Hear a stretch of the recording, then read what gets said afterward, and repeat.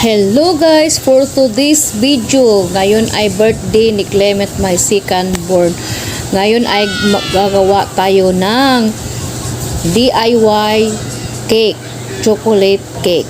Ito po ay ating gagawin ng do it with myself.